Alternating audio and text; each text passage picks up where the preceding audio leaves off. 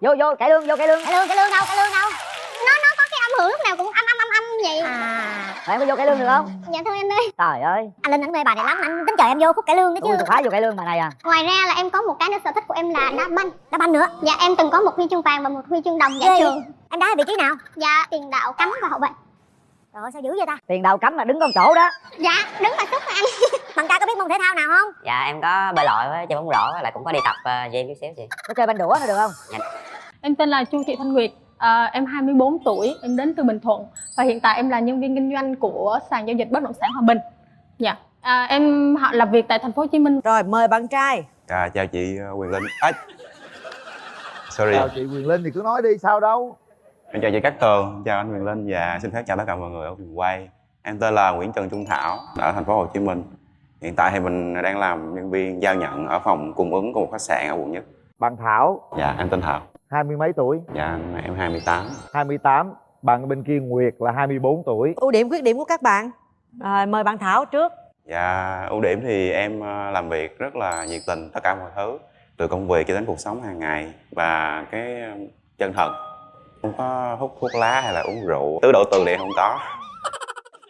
Khuyết điểm là Khuyết gì? điểm thì có lẽ em, người đầu tiên tiếp xúc với em có lẽ mọi người đều nhận định là em ít nói và em cũng khá là rụt rè trước đám đông.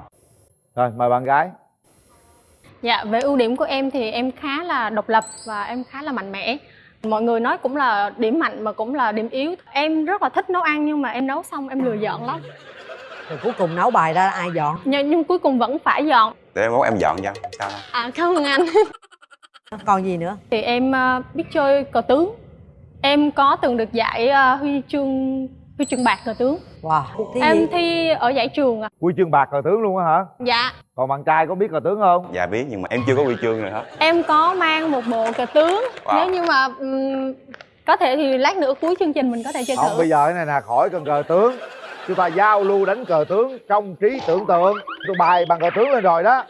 Bây giờ nữ đi trước, thử coi sao. Và pháo đầu. Lên pháo đầu. Lên mà. Rồi gì nữa? Chí tốt trên pháo đầu bên phải. Ra xe. Chậm quá vậy. Là hiểu huy chương bạc với huy chương đồng rồi đó. Nhôm anh ơi chứ chưa tới đồng đâu. Bạn nam có cái tài lẻ gì mình phải thể hiện coi. Đánh cờ là mình thua bạn nữ rồi đó. Thôi hát đi. Giọng Được này không? hát hay nè. Được Giọng không? này Được hay không? lắm nè. Giọng ấm à. Vậy em xin phép hát một bài em hát cũng không có hay lắm. Take me to your heart, take me to your soul, give me your hand before I'm old. Show me what love is, haven't got a clue. Show me that wonder can be true. They say nothing lasts forever. We're only here today. Giọng mình lớn mình phải hát cho nó có hồn lên. Hát giống như buồn ngủ trưa quá. Nè bạn gái đáp lại liền em. Hát thì không phải sở trường của em. Đấy. Tuy nhiên là em có một biệt tài là các thể loại nhạc em chuyển hết thành cải lương. Rồi trời ơi vậy là còn quá Vậy đặc được biệt đó. nữa. Làm luôn. Làm luôn đi em. Phận là con gái chưa một lần yêu ai, nhìn về tương lai mà thấy như sông rộng đường dài.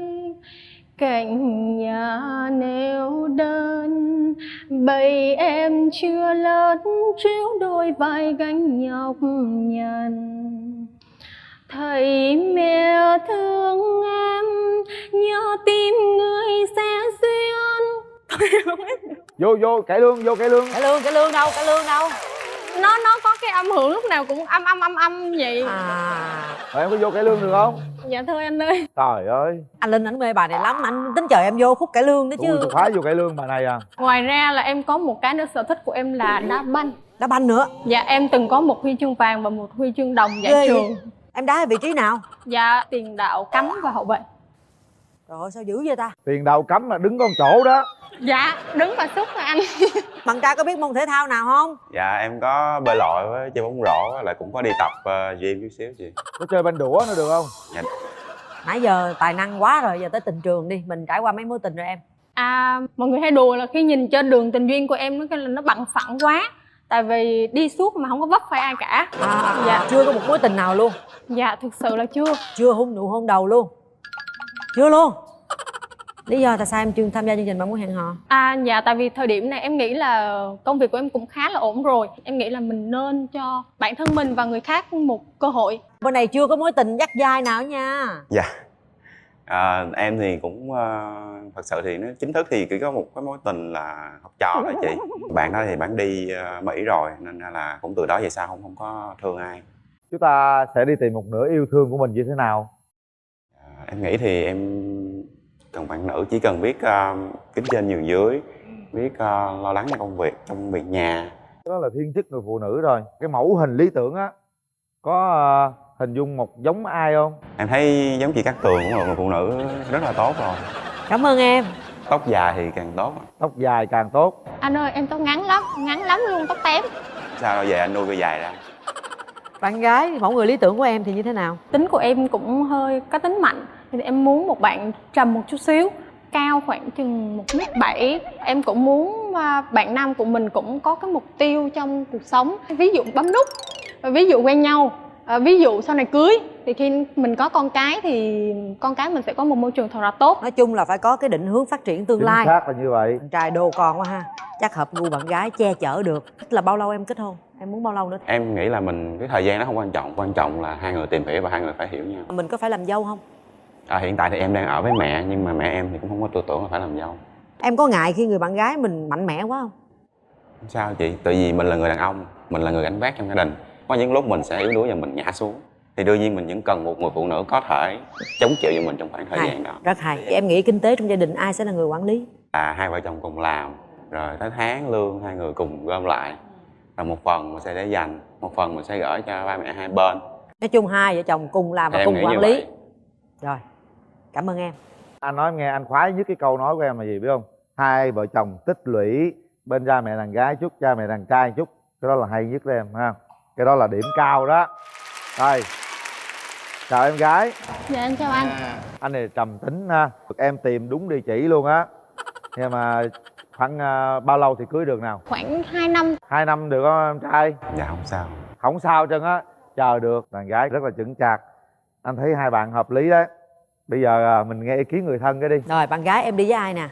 Hôm nay em đi đến chương trình này với sếp em, các anh chị đồng nghiệp và bạn thân của em.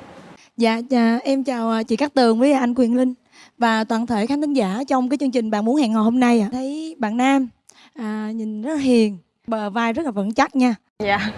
Nhìn rất là hiền mà cá tính như thế là cũng tương đồng với em. Đây là chị nhận xét của chị thôi. Và chị thấy là quan trọng là hai bạn cùng tìm hiểu. Chị thấy ok rồi đó Nguyệt. Rồi, cảm ơn ok. sếp. Ok rồi đó. Bạn trai đi với ai? Dạ em đi với ông anh với lại người bạn thân của em. Em xin kính chào anh Quyền Linh, chị Cát Tường cùng quý vị khán giả đang xem. Em là anh kết nghĩa với Thảo. Bạn gái bên đây anh thấy còn nhỏ tuổi lắm, nhưng mà rất là biết suy nghĩ và rất là lanh á. Giống như là bù trừ được cho em. Thấy bạn này được á Thảo. Rồi, cảm ơn bạn. Coi như nãy giờ là ai cũng thấy được hết trơn rồi đó. Quan trọng là hai em thôi. Bây giờ chúng tôi sẽ mở rào cho các bạn nhìn mặt nhau nha. Tâm sự với nhau nha. Bắt đầu.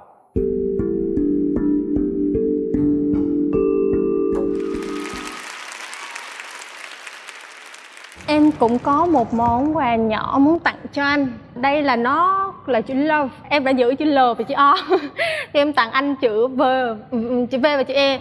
Tiếng Việt thì nó có nghĩa là về. Nếu như thật sự mình phù hợp thì là mình về với nhau. Còn nữa là nếu như đến một lúc nào đó anh cảm thấy không phù hợp thì anh chỉ cần trả cho em hai chữ này thôi, không cần nói gì cả. Cảm ơn em.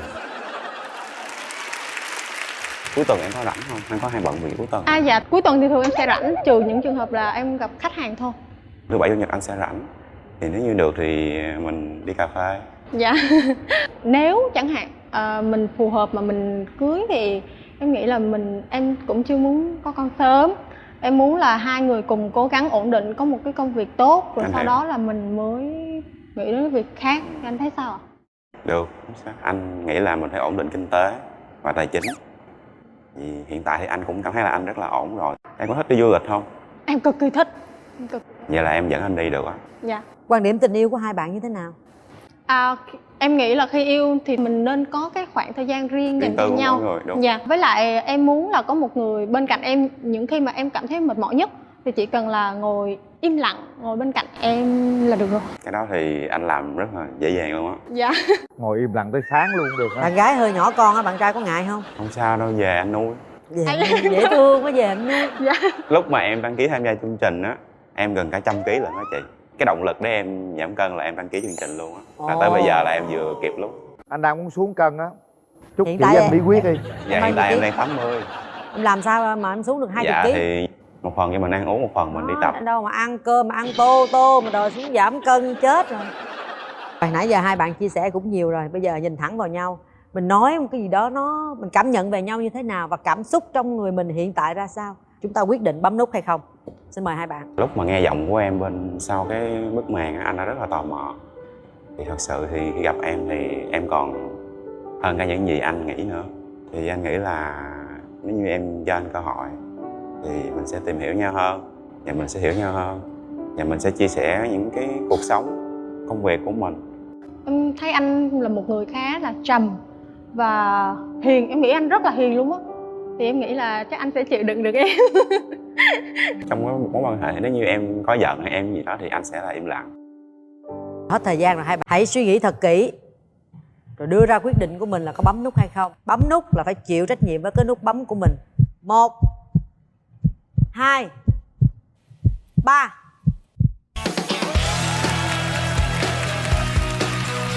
Bây giờ cái này thì sao? Chưa biết. Phải đợi thời gian. Đợi thời gian. Nắm tay nhau đi hai bạn.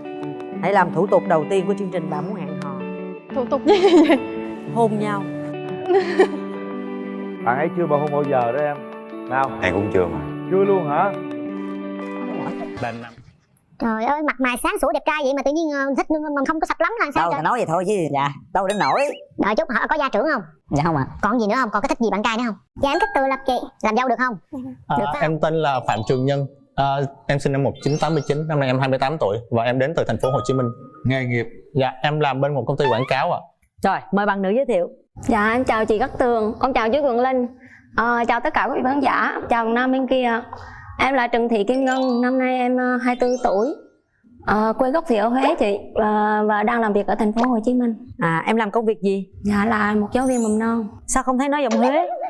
Tại do em nói chuyện với người Nam á, môi trường công việc em tiếp xúc em nói chuyện tiếng Nam quen rồi. Bây giờ chú muốn nói con nói tiếng Huế đó con. Con có mấy mối tình rồi? Dạ một. Lâu chưa con? Dạ gần 3 năm. Rồi đang chia tay? Tại do không hợp nhau thôi chị. Kỳ vậy, bên kia nói tiếng miền Nam thì cô trả lời tiếng Huế, xong tôi hỏi tiếng Huế cô trả lời tiếng Nam. Tại do em quen rồi. Vì sao mình quen 3 năm vì sao lại chia tay em? Không, ý là em quen có mấy tháng thôi nhưng mà chia tay cách đây 3 năm. Một mối tình một duy nhất hả? Dạ. Là lúc ở ngoài Huế hay là vô đây rồi? Dạ đúng rồi, ở ngoài kia. Ở ngoài kia. Vậy là coi như chưa có sâu đậm gì hết. Rồi. Thôi bỏ qua luôn. Bạn trai bao nhiêu mối tình rồi em? Chỉ là một ạ. Một luôn. Rồi chia tay bao lâu rồi? Dạ được 4-5 năm rồi ạ.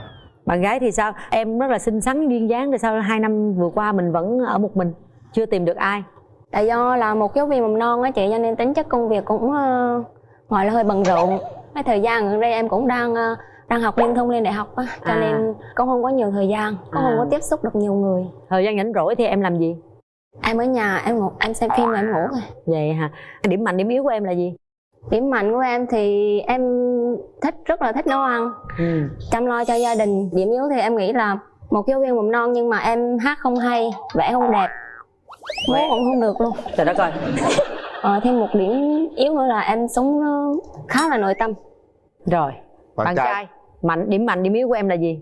Dạ, em nghĩ điểm mạnh của em là cũng dễ hòa đồng. Chơi những môn thể thao em chơi đủ hết, nhưng mà em chơi nhiều nhất là đá banh với lại tập võ thôi anh. Còn điểm yếu? Thiếu đoán trong một vấn đề nào đó, giống như em phải suy nghĩ rất là nhiều. Có biệt tài ca hát nhảy múa gì không? Em ca cũng được nhưng chủ yếu là để tra tấn thôi. Đâu giờ tra tấn thử coi. Thì thôi em xin phép được tra tấn tất cả mọi người ở đây ạ. Nào. Dạ. Mùa xuân vừa đến, hoa về trên những bàn tay, và em vừa đến thay màu áo mới vì anh. Nguyện cho ngày tháng em đêm sâu những sớm mai, những nhọc nhằn chớm quen, vẫn trông ngần mắng em đang chờ đợi anh. Ok, cũng được. Hay mà, ca tấn đâu, này là khiêm nhường rồi. Em cảm nhận giọng hát của anh như thế nào em? Hay lắm chị. Hay hả? Dạ. Con hát thử chú nghe chút xíu con. Chú Linh muốn con hát kìa. Con hát một đoạn thôi nha chú. Dạ. Hát đoạn mấy đoạn, hát con nửa đoạn cũng được. Dạ. Nhé anh, yêu em mãi luôn nhé anh, yêu em mãi luôn trong đời, mối tình ta mãi lâu dài, và em sẽ là tia nắng ấm luôn bên em, cơn gió mát luôn hiền hòa, ta cùng nhau mãi bước chung đôi trên lối về. Rồi, hát vậy là được rồi. Hai người về hát, hai người nghe được rồi đó.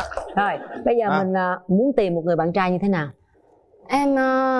Em đơn giản lắm, cao trên 1m7. Đơn giản trên 1m7. Chi dữ vậy?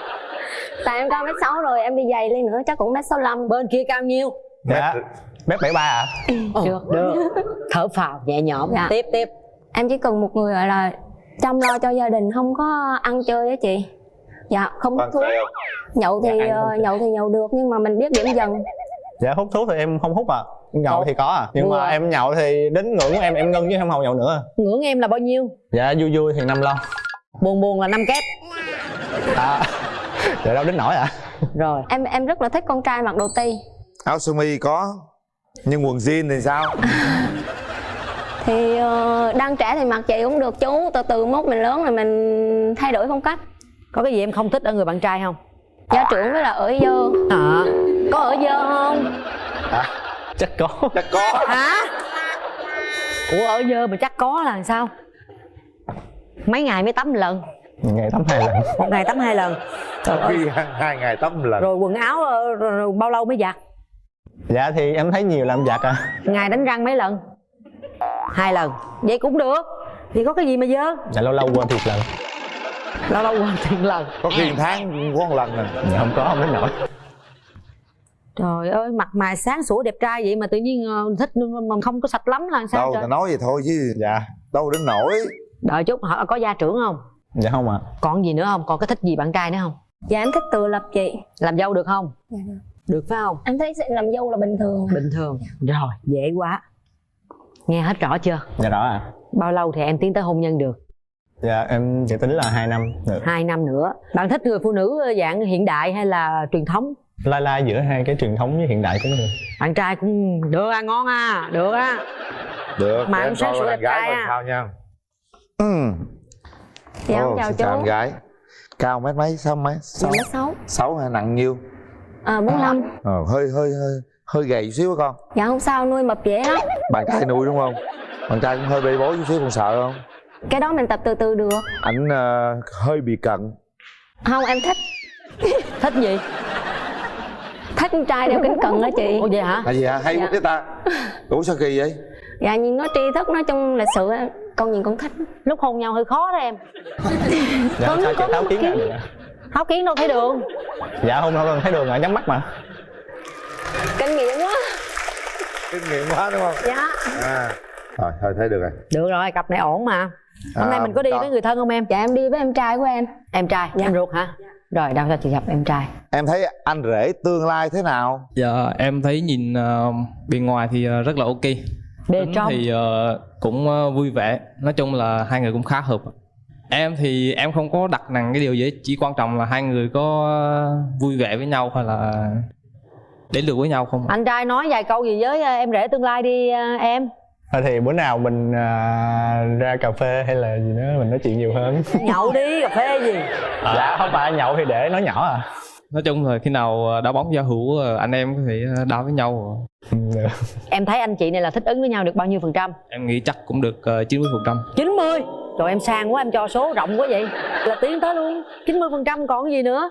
Rồi nhà trai hôm nay em đi với ai? Dạ em đi với mẹ em, vợ và mấy người bạn của mẹ em và 2 người bạn thân của em ạ. Rồi lực dạ. lượng đông đảo quá ha. Dạ Đông quá. Một tràng pháo tay cho nhà trai nha. Dạ chào cô. Chào cô. Xin chào hai MC Quyền Linh và Cát Tường và cùng các khán giả trong trường quay. Còn riêng về bé thì rất là dễ thương. Khi mà mình muốn hiểu về một con người thì cần phải có thời gian, nhưng mà cái nhìn ban đầu thì theo tôi thấy được. Thật ra mẹ đồng ý. Đúng rồi. Con em chào bác. Mợ có ý kiến gì không mợ? Khi thấy bé này bước ra là mình rất là thích. Dạ. Theo mình thấy thì hai đứa cũng hợp được khoảng 90%. Trời ơi sang quá, 90%, cảm ơn. Được có con, tiến tới luôn nha. Rồi vô luôn. Mợ rất thích, nhìn con bé này mợ thích lắm. Mợ thích lắm rồi đó. Bây giờ mình kéo màn lên cho hai trẻ gặp mặt. Bên nào cũng cho 90% hết trơn rồi nha.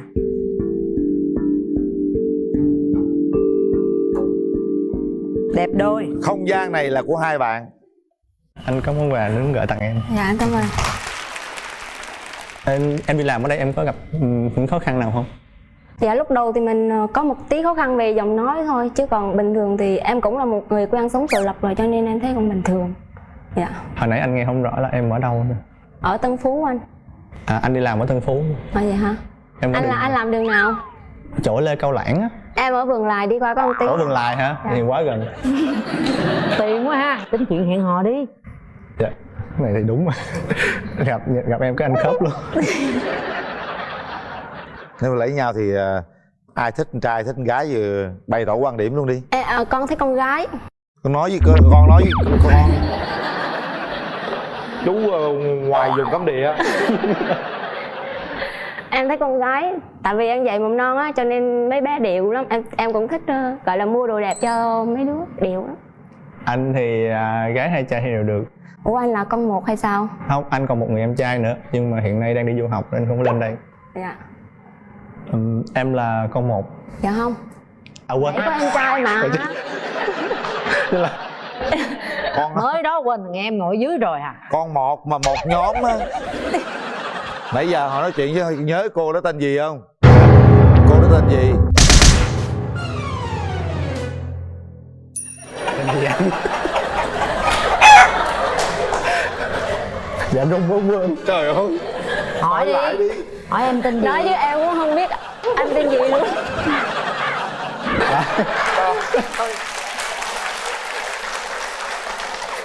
Không, anh tên Sao là... nói trễ quá vậy? Để chừng nào xong về hắn nói. Dạ, anh tên đủ là Phạm Trường Nhân. Em là Ngân, Kim Ngân. Kim Ngân. Vàng bạc á. Dạ. Các bạn bây giờ nói chuyện cũng nhiều rồi. Mình nhắm mắt lại, mình cảm nhận xem nãy giờ mình nói gì, rồi cái đối phương của mình như thế nào, rồi một câu nào đó thật là lãng mạn dành cho nhau. Anh thì khi mà gặp em thì nói chung là chữ nó trong đầu nó năm bài hết trơn rồi. Nhưng mà hy vọng là anh sẽ có được một cơ hội được tìm hiểu em nhiều hơn. Em không biết nói gì hết. Rồi em sẽ nói bằng nút bấm. Hết thời gian. Chúng tôi là chiếc cầu nối để các bạn có thể tiến xa hơn trên con đường hạnh phúc. Chính vì thế nên quyền quyết định chúng tôi không xen vào. Chuyện là do trái tim của các bạn, xem có cùng chung nhịp đập hay không. Nào chuẩn bị. Chúng ta sẽ quyết định sau 3 tiếng đếm. 1 2 3. Hết thời gian.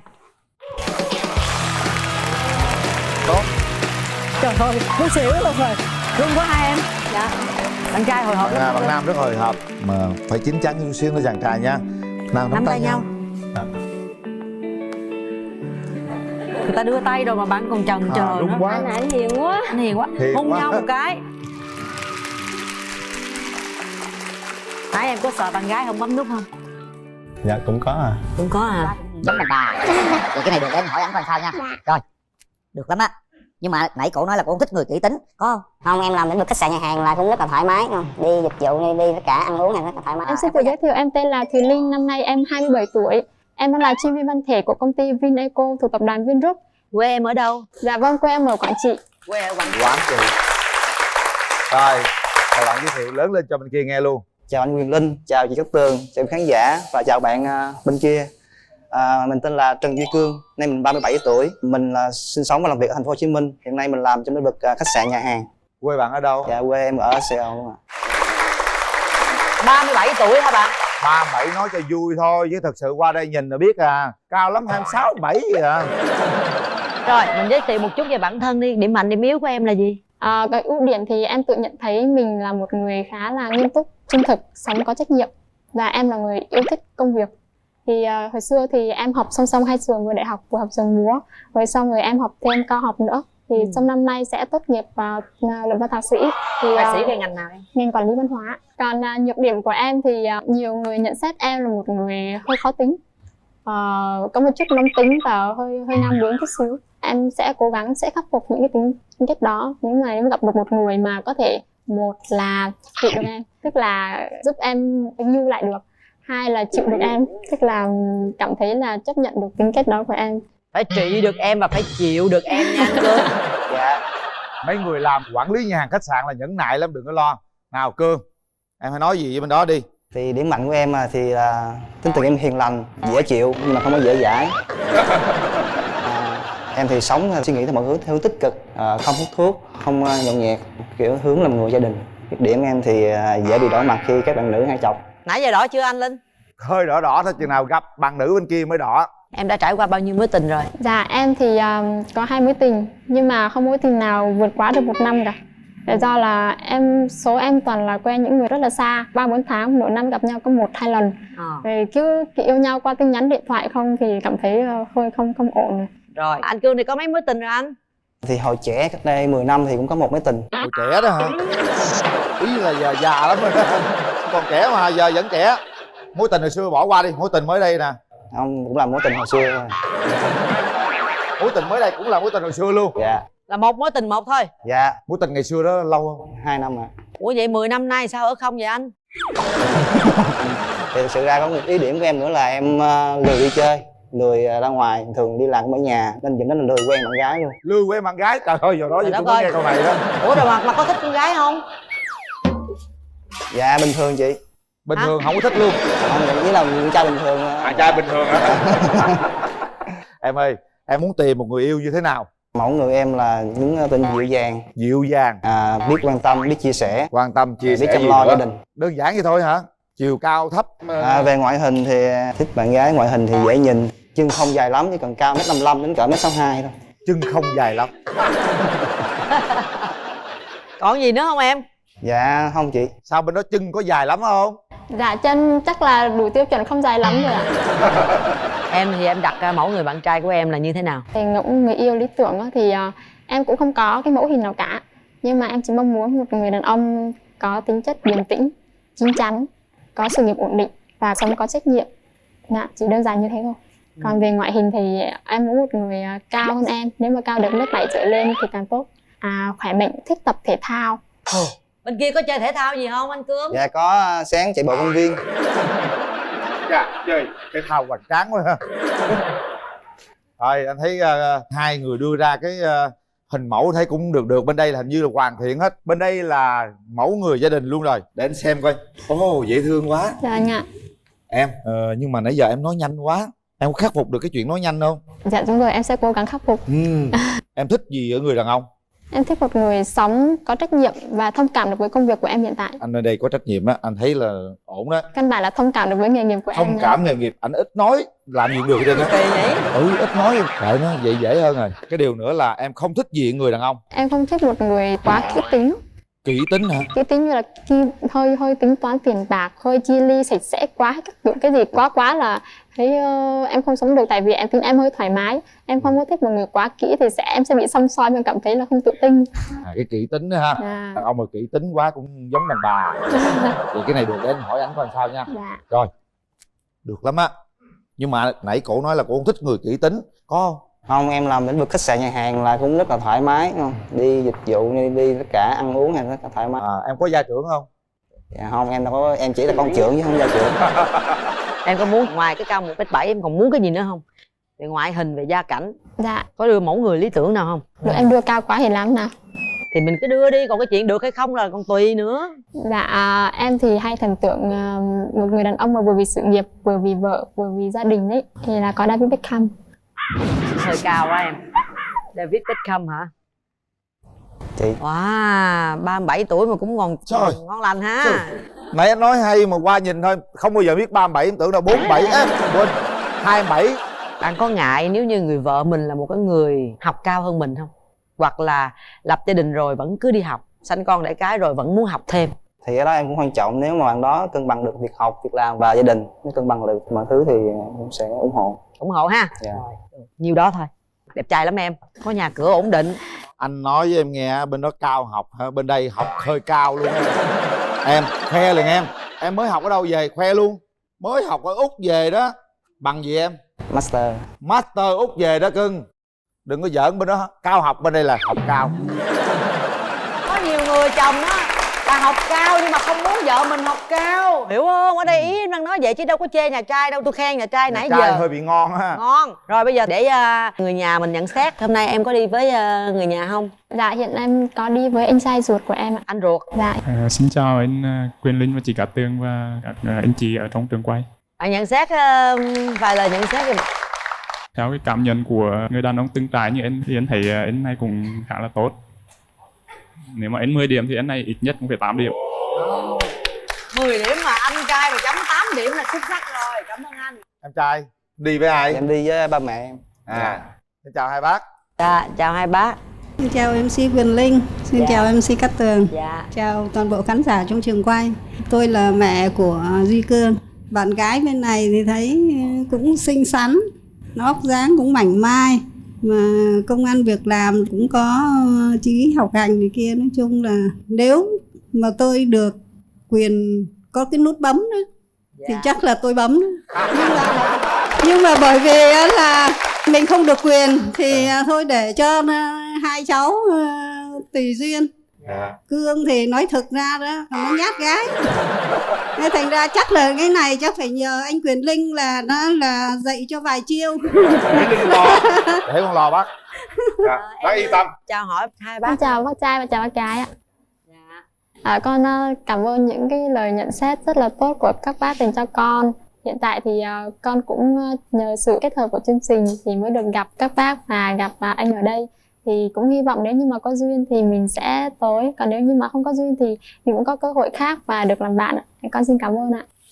Dạ bác trai có ý kiến gì không ạ? Ngày xưa bác có bắt cua bắt gái là bác có nhát không? Nhát nhưng mà thấy là phải quyết tâm. Đó. Ban đầu thì nhát nhưng mà sao thấy sợ mất, phải quyết tâm bám. Đó. Dạ. Thấy chưa Cương? Cảm ơn hai bác. Phải học bao mình. Nhát thì nhát nhưng quyết tâm nha. Dạ. Chuẩn bị. Màn lên. Ba mẹ là nhấn nút rồi đó. Nào.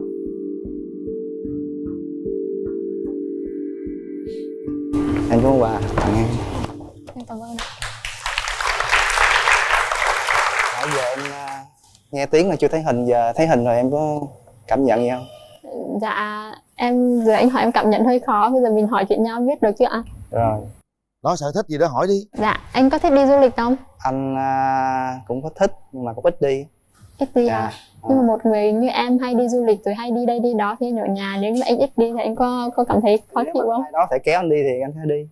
Dạ, trước đây em cũng quen nhiều người nhưng cũng khó. Những người tìm hiểu em á, thì người ta khi biết công việc của em thì cũng cảm thấy khó thông cảm lắm. Nên là nếu mà anh thông cảm được thì em cảm thấy rất cảm ơn. Như em nói là công việc em khá là bận. Thường nếu mà hẹn hò thì mình sắp xếp như thế nào? Dạ, nếu như mà hẹn hò thì khi mà mình không bao giờ nói bận với hẹn hò cả. Nhưng mà sẽ không phải là ngày nào cũng gặp nhau thì cũng hơi khó đối với em. Nhưng mà mình có thể một tuần gặp nhau vài lần, nhắn tin điện thoại thì ngày nào cũng nhắn tin, như thế là đủ rồi. Mỗi người một câu nữa, chúng ta sẽ tiến hành đến cái việc bấm nút hay không bấm nút. Em chỉ hỏi một câu thôi là năm nay anh 37 tuổi rồi đúng không? Thế tại sao lại trong quá trình dài như thế anh lại không quen được ai mà để đến bây giờ? Có những lý do ha. Một số trường hợp mà khi anh định quen á thì có thể là người đó lại có bạn trai rồi. Một số trường hợp mà quen á thì anh thấy hơi khó quá, mình bỏ qua, với lại không chủ động tiếp tục theo đó. Khó bỏ qua là sao anh? Tức là anh hẹn nhưng thấy có vẻ người ta không đáp lại hay gì đó, thấy có dấu hiệu là anh cũng dừng liền, anh không chủ động tiếp theo. Tức là anh hay bị kiểu theo tình chạy á, chạy tình theo nên quyết định là đứng yên luôn. Tới tại anh mà theo mà không bật đèn xanh là anh lui luôn đó. Anh không có chịu khó, nói chung là không được nhẫn nại. Đúng rồi, không có được nhẫn nại. Đúng là không có chủ động, không kiên nhẫn. Đó là một cái khuyết điểm. Rồi, hết thời gian. Thích ai là mình phải tới tấn công cho bằng được chứ. Đó là chúng ta đã nói chuyện về nhau rồi, hiểu về nhau rồi. Bây giờ mình nhắm mắt lại để xem con tim có rung động thật hay không. Suy nghĩ kỹ nha hai em. 1 2 3. Hết thời gian. Hết thời gian.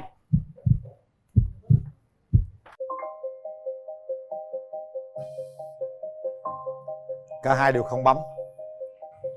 Tại sao? Công nhận là đôi trai tài gái sắc thật á. Tôi nghĩ rằng là hai bạn sẽ bấm chứ. Anh cũng nghĩ sẽ bấm. Hơi bất ngờ. Bạn gái nói trước đi, lý do tại sao bạn không bấm? Em thứ nhất là cần nhiều thời gian để suy nghĩ, với thứ hai là anh nói là em chưa được chủ động và chưa được kiên nhẫn ấy. Thì em cũng thử xem là anh có kiên nhẫn hay không, nhưng mà anh không bấm cho nên anh cũng chưa kiên nhẫn đối với em lắm. Sao bạn Nam? Dạ, em thì thấy một số điểm là chưa có vẻ phù hợp lắm. Em sợ là không có thời gian nhiều tìm hiểu để mà tiến xa hơn. Một người thì không được kiên nhẫn nhẫn nại lắm, mặc dù cũng rất là muốn yêu, rất muốn tìm một nửa yêu thương của mình. Một người kia thì cứ gọi là chần chờ, cũng chưa có gọi là bật đèn xanh cho người ta tới. Hai người không ai có một cái sự quyết tâm hết. Không ai quyết tâm hết. Trong tình yêu đôi khi chúng ta phải quyết tâm ha các bạn ha. Đây cũng là một trong những cái kinh nghiệm mà anh nghĩ rằng các bạn nên bổ sung cho nhau, bổ sung nhiều hơn nữa. Đôi lúc một tí cơ hội thì mình phải nắm bắt rồi tự động mình phải nuôi dưỡng cái cơ hội đó cho nó lớn, chứ đâu có ai đưa sẵn tới cho mình đâu. Tiếc quá, một đôi trai tài gái sắc đấy. Tiếc lắm nhưng không sao. Chúng ta vẫn còn câu lạc bộ của Bạn Muốn Hẹn Hò. Ở đó có hàng trăm, hàng triệu người đang hướng về các bạn và sẵn sàng họ đã bấm các bạn đấy. Đừng lo. Nói thì anh cũng chưa bao giờ anh làm cha, nhưng mà trong nhà thì có đến 3 đứa cháu. Hiện tại thì 4 đứa. Thì một tay anh là nói chung là nuôi 3 đứa.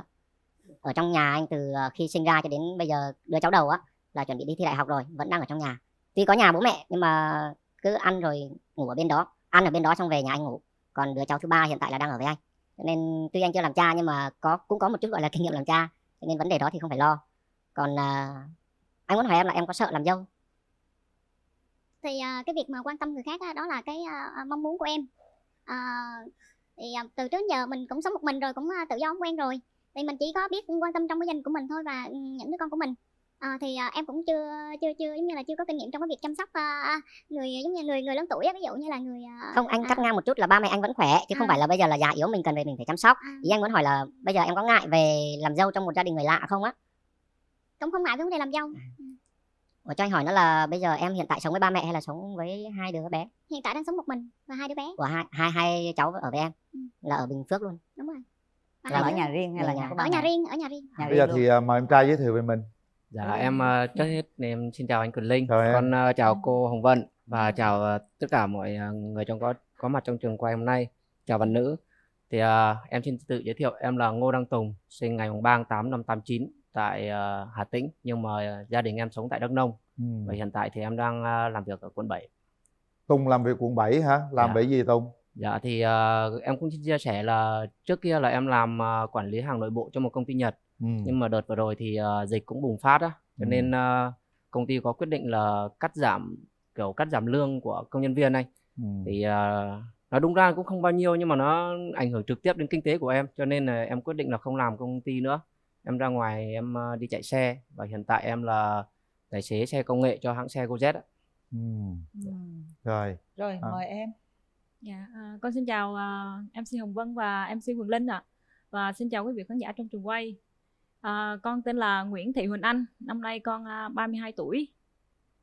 Dạ, hiện tại thì con đang làm lĩnh vực bất động sản ở quê nhà. Ở quê nhà là ở Dạ, đâu? con đến từ Bình Phước ạ, con đến từ Bình Phước. Vậy đó hả? Đang làm việc ở Bình Phước luôn? Dạ đúng rồi. Huyện nào? Dạ huyện Lộc Ninh ạ. Em vừa làm Lộc Ninh là gần giáp biên giới đó đúng không? Dạ đúng rồi. Dạ. Hai bạn hơi xa đó nha. Không, gần mà em ở Đắk Nông, lên Bình Phước gần. Đắk Nông, Bình Phước gần nhưng mà bây giờ đang làm việc ở xa, ở quận 7. Dạ. Thôi, có gì đâu, đơn giản, đi lên Lộc Ninh tiếp tục chạy xe. Dạ. Hai, mình hãy nói chút xíu điểm mạnh, điểm yếu cho bạn gái nghe đi em. Dạ em thì điểm mạnh em cũng ít lắm. Nói chung em vui vẻ hòa đồng, nói chung cũng hoạt bát, con người sống nội tâm. Em với lại nhiều cái kiểu mình hay tin tưởng người khác quá, em cũng không biết đây là điểm mạnh hay điểm yếu nữa. Nhưng mà là đâm ra nhiều khi mình kiểu mình bị người ta lợi dụng quá trớn anh. Còn điểm yếu của em thì chắc kể từ giờ đến sáng mai không hết đâu. Một vài điểm cụ thể thôi. Dạ, điểm yếu đầu tiên là của em là nấu ăn hơi kém. Không sao. Dạ. Rồi từ từ có vợ đi cũng phải nấu ngon thôi em. Rồi gì nữa? Dạ, thứ hai nữa là em có, tuy em chạy xe nhưng em có một chút là não cá vàng một chút, là em không có nhớ được hết các tên đường anh. Không sao, Dạ. có Google Maps. Dạ đúng rồi ạ. Còn Với điểm yếu nữa. điểm yếu của em, cái này giống như là em cũng không biết lý do tại sao, nhưng mà em có cái em ít khi nói với người khác lắm, đó là em sợ sâu và sợ nước. Sợ sâu và sợ nước. Dạ. Vậy em có tắm không? Dạ không, ý là em sợ sông sợ biển rồi anh, chứ không phải là sợ tắm. Sợ sông này kia hả? Dạ. Tôi cũng vậy đó ông mối. Hả? Tôi sợ sông sợ nước lắm, không có dám tắm. Trời ơi. Không, em vẫn tắm, con vẫn tắm của Hồng Vân, con Ý tắm là ngày 2 không lần có lận. xuống tắm sông mà cũng không có xuống tắm biển. À dạ đúng rồi ạ. Bình thường là đương nhiên phải tắm rồi. Dạ. Vài ngày tắm lần, mấy người sợ nước Hồi vậy nào đó. vậy? Covid thì mình phải tắm liên tục đúng không? Dạ đúng rồi cô. Hồi đó mình tắm 1 lần, bây giờ mình phải tắm 2 lần trong Trời một ơi, ngày. nghĩ sao mà sợ nước trời. Vì hồi xưa mém đó là em bị chết trôi cho nên em sợ. Té xuống Bây giờ không mình biết phải bơi. mạnh mẽ lên chứ, đàn ông mà. Rồi rủ có người yêu mà té xong mình phải ghi bớt lên, đang bơi, đi bơi thứ bảy chủ nhật, rồi mời người đi bơi gì đó chứ, phải tập bơi chứ nha. Để người ta đi, bây giờ người ta sợ nước giống như ai kia sợ ma thôi. Em không biết bơi nha anh ơi. Ma với nước nó khác nhau. Đừng có hy vọng vào em. Không, chắc là mình phải sắm phao thôi em. Dạ. Từ từ đi, mình cứ kiên trì này, không sợ nước nữa đâu. Dạ, ha? dạ. Rồi nhà gái, điểm mạnh Rồi. điểm yếu thế nào? Mình nói cái điểm mạnh điểm yếu của mình đi cưng. Dạ, điểm mạnh của em là luôn vui vẻ, hòa đồng, rất là lanh lợi. Em á thì giống như là giỏi việc nước, đảm việc nhà, nấu ăn ngon, hát hay. Dạ. Còn điểm yếu? Điểm yếu của em á là không biết từ chối người khác. Ví dụ như người ta muốn mình giúp đỡ gì đó thì em sẵn sàng ra tay giúp đỡ. Giống Có nghĩa em. em giống như là em muốn giống như là em muốn giúp họ vượt qua cái khó khăn về vật chất. Dạ. Có nghĩa là mình không, tức là mình gọi là nếu mà ông giống như bà vậy. mình nói là giống như là ta bà đó, giống như mình ai mình cũng muốn giúp á, người ta kẹt cái gì là giúp liền. Trời, em gái sao giống đàn trai quá vậy? Dạ, Bên đây cũng dạ, thương giống người mình. lắm á. Dạ. Vậy là hai đứa hợp Nhưng á. mà nói về cái đó thì điểm yếu thì không đúng. Nếu chút xíu hai đứa kẹt cho anh mượn vài triệu á. Em đang gặp khó khăn quá. Dạ. Nha. Thấy chú Quyền Linh mua nhà quá trời mà chú Quyền Linh kêu kẹt nữa. Rồi xong Đâu ra trời. Chết rồi, livestream đấy. Hả? Livestream mua nhà. Coi mua livestream nhà. hả? Dưới quê mà. Dạ. Dưới Đâu thấy tiền- khu Sài Gòn đàng hoàng nha. Long An. Dạ. Dưới quê. Nhà ruộng đáng nhiêu đâu. Dạ. Vài trăm ngàn mét vuông đó mà. Thấy không? Bất động sản hả? Dạ. Nào giới thiệu cho tôi mua miếng coi. Thấy chưa? Đó, vậy không á. Nếu Ở Bình Phước- nếu mua huyện Lục Ninh thì chỗ con có dự án nè. Ok.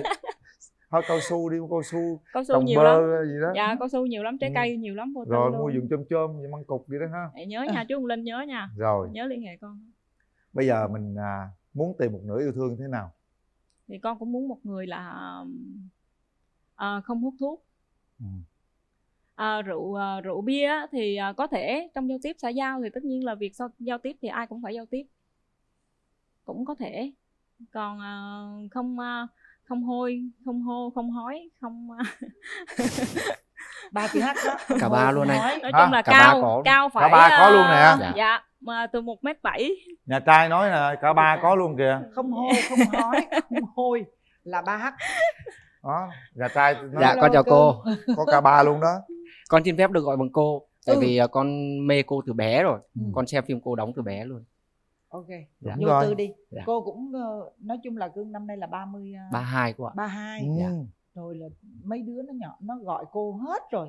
35, 36, 40 nó cũng gọi Nè. bằng cô. Dạ. Có một ngày nọ ông Quyền Linh ông rón rén ông gọi bằng cô nữa mà bị tát một cái bóp. Rón rén. Ở đâu ra trời. Cô Hồng Dân ơi, cô Hồng Dân. Không, nói xấu tôi thấy chưa? Nói chứ Cô Hồng Dân lớn hơn anh luôn đó. Đó là anh phải kêu bằng chị, nhưng mà trong trình kêu cho nó trẻ đó, thành ra kêu bằng ông mai bà bạn. mới. Ha. Nói chứ bạn nói là không hô nè, không hói nè, Dạ. không hôi nè. Ở đâu ra mà cưng có 3 cái? Cô thấy cô cưng không có một cái nào luôn á. Còn cái chuyện mà hôi chút xíu tự con kiểm chứng nha, tự con kiểm chứng nha không? Ủa nhưng cô ơi hỏi cho con là hôi cái gì được không ạ? hôi cái gì kìa? Dạ. Tức là ở sạch sẽ thường đó, thường phải đúng không? rồi, con không thích người có mùi quá nặng, Có như nghĩa là là mùi mồ hôi sau giờ làm việc á. Ý là bạn nói là bạn muốn những người sạch sẽ đó. Dạ. Đúng như bạn nói thẳng quá. Đây có tắm nha, sợ nước nhưng mà có tắm giống cô. Rồi còn ngoài ra cưng muốn gì nữa không? Dạ. Phải con có muốn người đàn đời ông đó là đẹp phải trai, như thế nào, cao ra làm sao không? Thì cũng mẫu người của con là cũng giống như chú Quyền Linh vậy đó. Giống như chú Quyền Linh đó. Có khuôn mặt, nói chung là khuôn mặt dễ nhìn, rồi có nụ cười thân thiện, nụ cười thân thiện, hút ánh nhìn. Hút ánh nhìn. Dạ. Trời đất Cái ơi. ấn tượng đầu tiên cũng là một cái nụ cười gây giống như là gây cái ấn tượng có cảm xúc á. Rồi ok, vậy Dạ. tốt rồi. Cưng cao bao nhiêu vậy? Dạ con vừa đủ tiêu chuẩn luôn. Vậy hả? Dạ. Là nhiêu? Con từ 1m7 trở lên. Con là 1m7 đổ lên. Vậy là bạn này 1m7 đó. Bạn nói bạn vừa đủ tiêu chuẩn. Con là mét bao nhiêu? Con mét 6. Vậy hả? Rồi bây giờ còn về phía con mong muốn cái mẫu hình lý tưởng con như thế nào? Đối với con thì nói chung nó cũng bình thường lắm. Con chỉ cần một người phụ nữ của gia đình thôi. Ngoại hình thì ưa nhìn, rồi biết nấu ăn, chăm lo cho người khác, biết quan tâm chia sẻ. Và cái cần nhất ở con bây giờ là một người phụ nữ có tâm. Tức là luôn luôn mình hướng về gia đình, chứ đừng có xô bồ quá ở ngoài, rồi trong gia đình mình không là gì hết thì nó cũng không được. Con chỉ vậy thôi ạ. Người phụ nữ gọi là của gia đình ha. Dạ, nhưng mà cũng không phải hoàn toàn của gia đình. Nói chung là không phải ép buộc là giờ lấy chồng về là mình phải ở nhà nấu ăn giặt giũ, cái đấy không nhất thiết. Vì ai cũng phải có công việc riêng. Đối với con là như vậy. Cô thấy bạn này là những cái mà con mong muốn là có hết á. Dạ. Cái con muốn bây giờ là cái giống như vì con có mong muốn bạn có một cái mẫu hình nào giống như là bạn muốn là con giống chú Quyền Linh không? Con cao trắng. Con đam mê và thích chị Cẩm Ly. Đúng, chị Cẩm Ly. Chị Cẩm Ly. Chị Cẩm Ly nhỏ xíu con đúng không? Mà phải hát hay nữa đúng không? Dạ. Em hát hay ngang chị Cẩm Ly anh ơi. Rồi chúc cặp hát liền nha. Ok. Đúng rồi. Bây giờ là nhà gái đi với ai vậy? Dạ con đi với mẹ và những người bạn. Có mẹ ở Lộc Ninh xuống nè hả? Dạ. Rồi. Dạ con chào cô ạ. Chào cô. Cưng con quá vậy. Cô Rồi, thấy mẹ sao? đi mẹ. Con rể tương lai được không cô? Cô về cho nó giường điều vậy đó, mặt cục sầu riêng vậy đó. Có thể con cũng được. Dạ. Về nhà cô thì vườn điều vườn cao su đầy. Con có sức làm thôi không? Chào hai MC và khán giả trong trường quay. Chào cô. Và hai con. Má thấy chương trình này rất hay.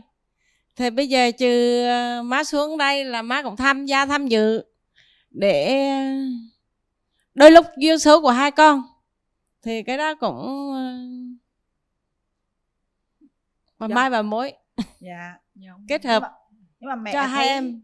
Mẹ thấy cái bạn này mẹ thấy chứ ưng mắt không? mà thấy bằng này thì được. Dạ con cảm ơn cô ạ. Giờ chị cho cơ hội. Đó là mẹ khuyên con gái mẹ cho cơ hội đúng không? Đúng rồi. Rồi cảm ơn mẹ. Chứ đó mẹ nói gì nữa, mẹ muốn nói gì nữa? Mà đây nói là con gái mẹ cũng rất tuyệt. Vậy thôi. Mẹ rất tuyệt mẹ ha. rất tuyệt nha. Dạ. Em trai đi với ai? Dạ, hôm nay em đi với lại chị họ em. Chị họ. Dạ. Rồi chào chị gái. Dạ, xin chào ông Mai bà mối. Xin chào chương trình. Và chào nhà gái và cùng quý vị khán giả. Hai em bằng tuổi mà đứa nào cũng sợ nước hết trơn á, nhưng mà chị nghĩ là chắc em gái nó cõng em được á. Với lại chị thấy má nhà cũng muốn dâu lắm rồi, tại vì Tùng là con trai một trong nhà mà có ba chị em gái. Mà làm xui với bác đây cũng vừa tuổi lắm, 50 mấy tuổi. Rồi thôi hai đứa tạo cơ hội cho nhau nha. Mong hai em có hạnh phúc.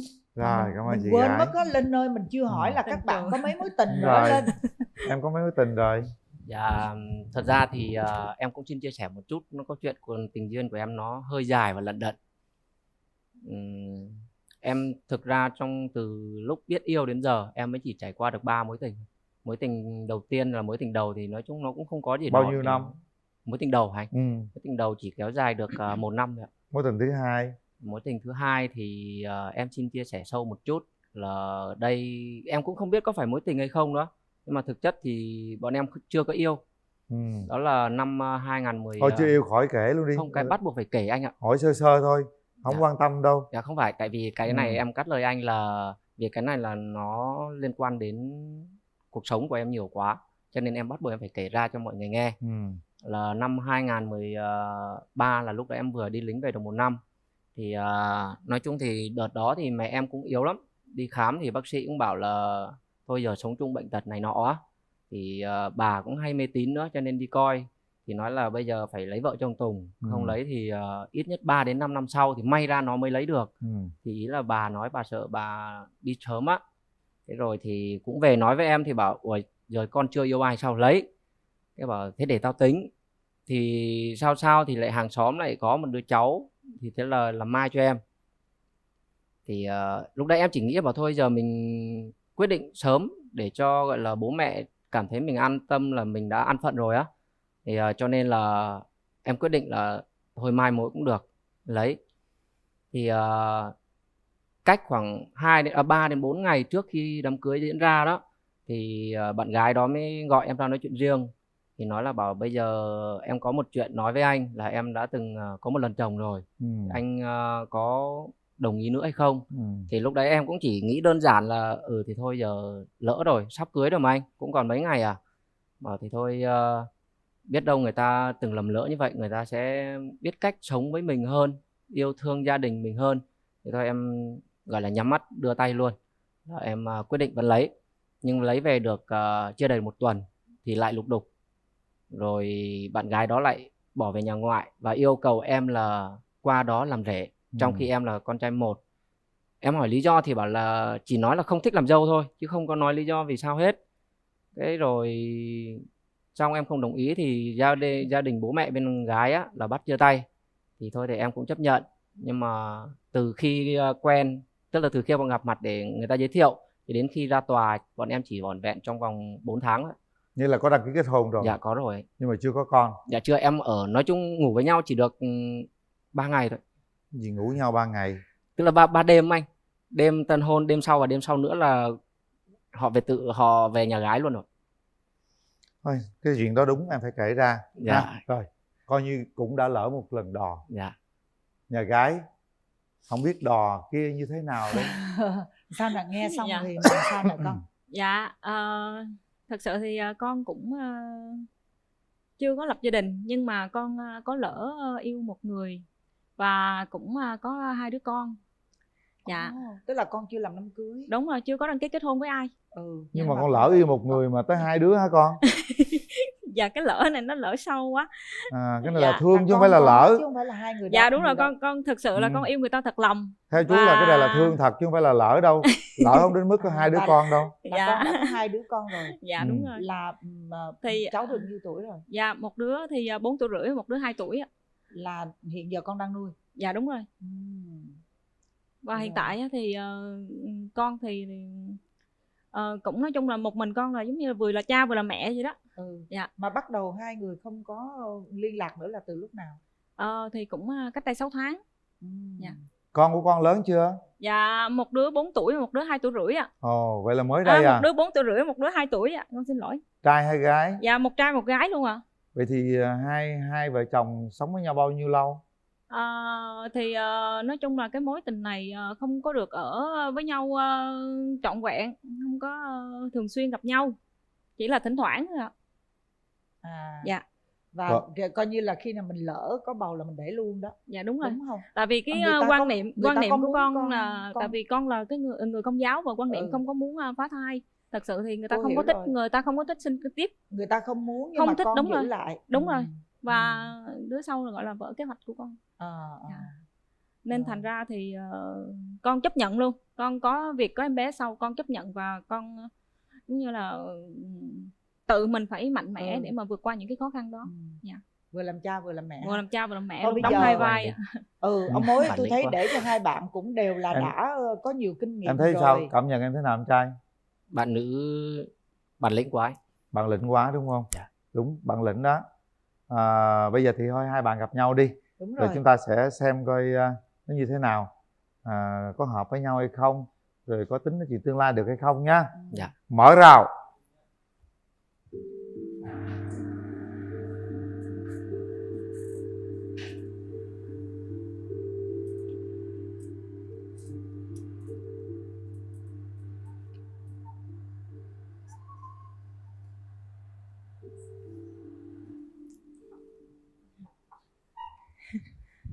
Chào anh. Ánh mắt yêu thương ta trao phút giây ban đầu, cảm giác yêu nhau cho ta luôn nghĩ đến nhau. Có lẽ hôm nay hai ta sẽ yêu nhau rồi, mình cùng chung đôi nhé em người ơi. Anh sẽ bên em, yêu em những khi em buồn, anh sẽ yêu em cho em luyện được ngủ ngon.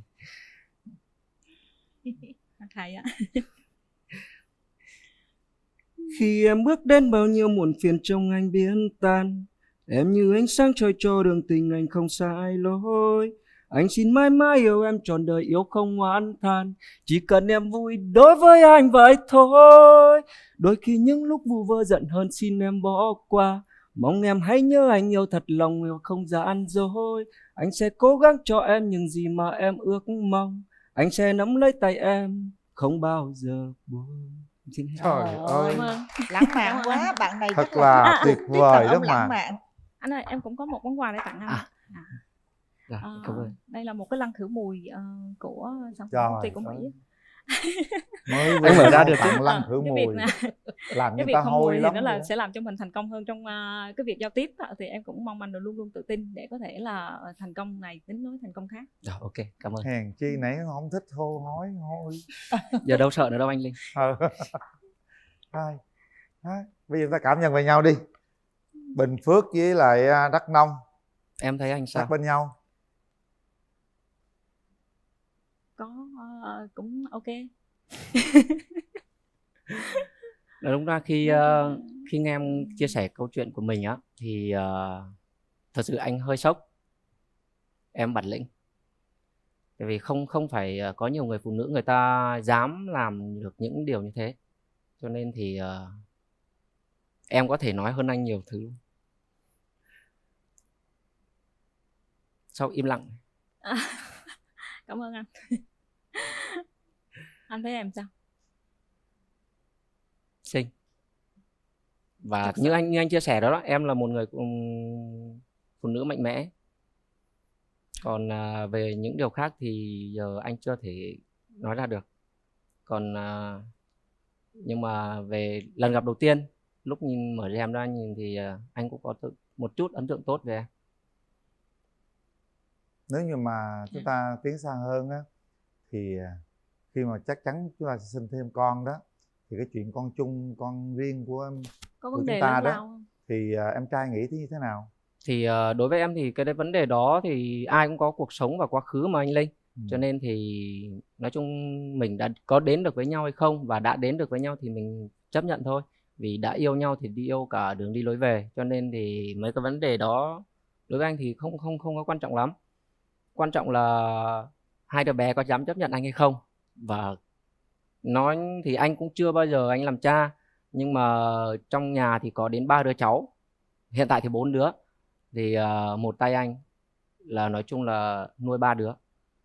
Ở trong nhà anh từ khi sinh ra cho đến bây giờ, đứa cháu đầu á là chuẩn bị đi thi đại học rồi, vẫn đang ở trong nhà.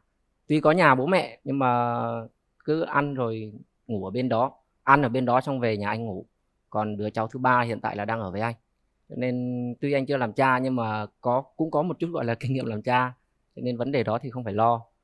Còn anh muốn hỏi em là em có sợ làm dâu? Thì cái việc mà quan tâm người khác á, đó là cái mong muốn của em. Thì từ trước đến giờ mình cũng sống một mình rồi, cũng tự do quen rồi. Thì mình chỉ có biết quan tâm trong cái gia đình của mình thôi và những đứa con của mình. Thì em cũng chưa giống như là chưa có kinh nghiệm trong cái việc chăm sóc người giống như người lớn tuổi á, ví dụ như là người không, anh cắt ngang một chút là ba mẹ anh vẫn khỏe chứ không phải là bây giờ là già yếu mình cần về mình phải chăm sóc. Ý anh muốn hỏi là bây giờ em có ngại về làm dâu trong một gia đình người lạ không á? Cũng không ngại với vấn đề làm dâu. Ủa, cho anh hỏi nó là bây giờ em hiện tại sống với ba mẹ hay là sống với hai đứa bé? Hiện tại đang sống một mình và hai đứa bé. Của hai cháu ở với em là ở Bình Phước luôn. Đúng rồi. Và Là hai ở đứa nhà riêng hay là nhà của ba ở mẹ? nhà riêng, ở nhà riêng. Nhà riêng luôn. Dạ. Tại Lộc Ninh, Bình Phước luôn. Dạ đúng rồi. Ủa, Lộc Ninh là khúc nào ta? Tại vì anh đi từ Sài Gòn về Đắk Nông anh vẫn đi xe máy á. Đi qua chắc chắn phải qua Bình Phước, nhưng mà Lộc Ninh là khúc nào? Đi Nó đi hướng quốc lộ 13. Quốc lộ 13. À, vậy là thẳng quốc lộ 13 xuống thôi. Đắk Nông thì đi quốc lộ 14. Đúng rồi, đúng rồi. Em mà có ngoại ở Gia Lai. Anh trước cũng sống ở Gia Lai 4 năm lận. Xong rồi anh đi lính bên đó rồi anh về. Rồi bây giờ hiện tại giờ vào làm ở đây. Vậy thì hướng lập nghiệp chúng ta đi về Lộc Ninh hay là về Đắk Nông hay là tại thành phố Hồ Chí Minh, thử xem. Em thì em vẫn luôn muốn hướng về gia đình, cho nên là trong năm nay hoặc năm tới là anh tính là mình sẽ đi học một cái nghề gọi là nghề đầu bếp, nghiệp vụ bếp trưởng, rồi về tại quê nhà anh tự mở quán. Không biết là em có cái máu làm ăn gọi là ăn uống bên mảng ăn uống? Có. Anh thì anh muốn là mình về mình mở quán nhậu nhà hàng nhỏ nhỏ, xong rồi mình phát triển lên dần. Chứ nói chung ở trong Sài Gòn này làm cũng chỉ là tạm bợ thôi chứ không phải là công việc chính của mình luôn. Đúng. Hướng của anh vẫn đang hướng là về nhà. Không biết em nghĩ sao về điều đó? Đó là một điều rất là tốt. Khi mà mình tự kinh doanh cho chính mình hơn là mình Thì đi làm cho người khác. Đúng rồi. Đúng rồi. Dạ. Vừa mở quán nhậu vừa bán đất. Dạ. Cái đó là kết lý. hợp hơn. Vậy là cũng hợp nhau đó nha. Dạ. Bây giờ chúng ta nói một chút xíu về khoảng bao lâu chúng ta sẽ làm được điều đó. Nói chung thì tất nhiên mọi thứ là đều phải có kế hoạch và mình phải đặt cái mục tiêu để mình hoàn thành cái kế hoạch đó. Dạ. Wow, hình Theo như anh thì em bao 89 lâu? đúng không? Đúng. Vậy là hai bên mình bằng tuổi nhau. Bao lâu em là tháng mấy nhỉ? Tháng 2. Chết rồi anh Linh ơi. Sau tháng 2 là phải xưng em đó nha. Em tháng 8 lận anh Linh. Không sao đâu.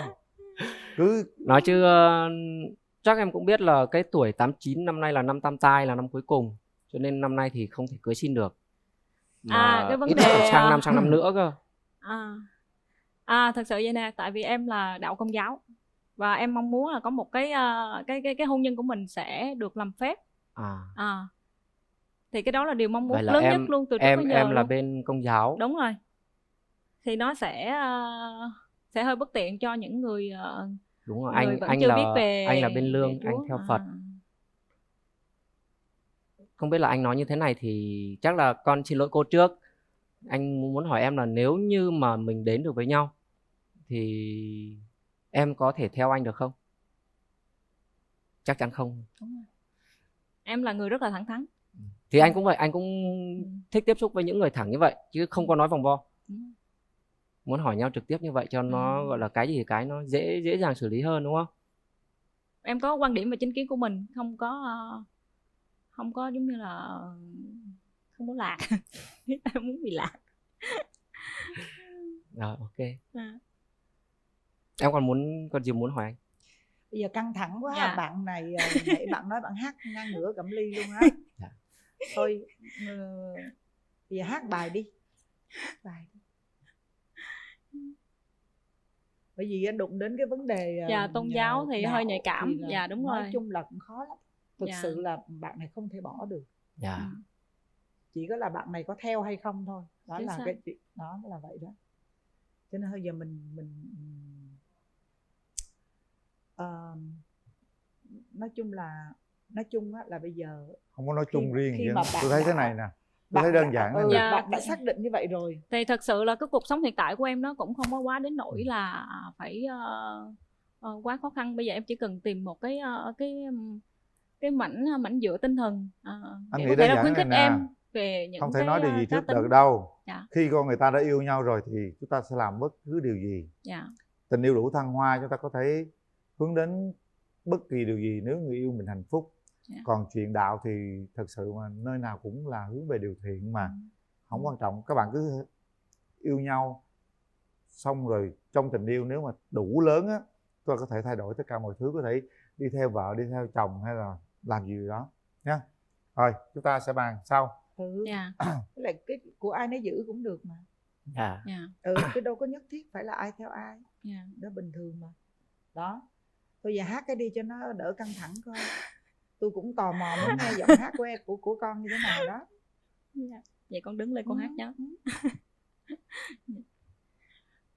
Vậy con hát tiếp tục của cái bài Nơi tình yêu bắt đầu. Con muốn hát bài gì mà con cảm thấy đúng với tâm trạng của mình? Đêm hôm nay bỗng nhiên em lại thấy anh trong giấc mơ. Mình ngồi cạnh thật lâu bên nhau lặng lẽ. Đêm hôm nay bỗng nhiên em lại thấy anh trong cơn gió đông về. Phải chăng khi biết yêu giấc mơ là nơi bắt đầu. Này mùa đông ơi xin hãy làm tuyết rơi để trăng lối anh em về. Này mùa đông ơi xin hãy làm tuyết rơi để em biết anh cần em. Và thời gian ơi xin hãy ngần chân đây để những dấu yêu đong đầy. Một vòng tay em khao khát một giấc mơ. Em đã yêu anh người ơi. Dạ con xin hết ạ. Ok. Rồi. Mỗi người sẽ nói một câu nào đó tận đáy lòng của mình về đối phương. Sau đó chúng ta tiến hành bấm nút. Dạ. Bạn trai nói trước đi. Nghĩ sao mình nói vậy? Nói chung thì lên đây đã được sắp xếp cho lên đây thì mình cũng là một cái duyên rồi. Nói chung thì trong cuộc sống sẽ có nhiều thứ gọi là mình sẽ không thể biết trước được. Cũng giống như cô Hồng Vân nói đó, thì đạo ai người đó giữ, thì cái đó là đúng thôi. Thì mình đã lên đây rồi thì mình cứ thoải mái mình chia sẻ. Như khi anh đã lên đây đúng vậy, thì anh không có một cái gì gọi là giấu giếm được hết, thì mình chia sẻ hết với nhau, thì hiểu nhau thì mình cho nhau cơ hội. Còn nếu như mà cảm thấy mình không thông cảm được cho cái cuộc sống của nhau á, thì chúng ta là bạn chứ không sao cả. Ok. Con có muốn nói gì không? Thì nói chung là hôm nay con cũng xin cảm ơn chương trình đã tạo cơ hội và điều kiện cho con để có thể lên gặp người ghép đôi này. Thì con cũng mong muốn là mọi việc sẽ tiến triển tốt đẹp. Cảm xúc của bạn đối phương hiện nay thế nào? Có một chút rung động, một chút cảm xúc gì chưa? Dạ cũng hơi khác về với trí tưởng tượng ạ. Dạ. Ở điều hướng tích cực hay là tiêu cực? Hướng ngược lại ạ. Là sao? Là sao? Không tích. Không tích cực mà không tiêu cực. Dạ nữa. Còn bạn nam 50-50. Dạ. Bạn có cảm xúc thế nào đối với người đối diện? Thì như thật lòng mình. Như em nói đầu chương trình rồi anh Linh, em nể phục bạn và cũng có một chút ấn tượng tốt về bạn. Rồi, để tay vào nút bấm. Chúng ta đưa ra quyết định cuối cùng. Bấm hay không là quyền các bạn. Nếu cảm giác hợp nhau, cảm giác chúng ta có thể thay đổi mọi thứ trong cuộc sống bằng cái tình yêu thương của hai bạn, thì chúng ta bấm nút. Còn nếu không, chúng ta nhường nút bấm đó cho người khác. Mà khi bấm, chúng ta không bấm vì bất kỳ điều gì, mà chỉ bấm bằng sự mách bảo của trái tim thôi các bạn nhé. Và khi bấm chúng ta phải có trách nhiệm với điều đó. Quyết định sau 3 tiếng đếm. 1, 2, 3. Hết thời gian. Không ai bấm cả. Vậy là một lần nữa chúng ta lại lỡ duyên, lỡ nợ. Các bạn không quyền làm điều đó. Không hợp với nhau không cần bấm. Và trên sóng truyền hình có hàng triệu người đang theo dõi. Biết đâu có những người nam sẽ bấm cho bạn gái, và biết đâu có nhiều bạn gái sẽ bấm cho bạn... xin lỗi, sẽ bấm cho bạn nam. Biết đâu có nhiều bạn nam sẽ bấm cho bạn gái, và nhiều bạn gái sẽ bấm cho bạn nam. Không lo lắng gì cả. Nếu không trở thành đôi, chúng ta có thể trở thành những người bạn tốt với nhau. Có thể đi qua Đắk Nông, trở lại với Bình Phước chơi cũng được ha. Chúc hai bạn sẽ sớm tìm một nửa mảnh ghép của mình. Em cảm ơn. Rồi bây giờ mình nhận quà của chương trình nghe. Đây là bộ son môi Yurika của Nhật Bản do thép Vinaqa tặng cho bạn. Cảm ơn con Vân. Đây nữa, còn nữa nè. Đây là kem chống nắng nè, và bộ kem chống nắng này rất là tốt của nhãn hàng Relaxtil của Ý tặng cho bạn. Dạ, cảm ơn Hồng Vân và cảm ơn chương trình ạ. Đây còn quà nữa, nhiều quà lắm.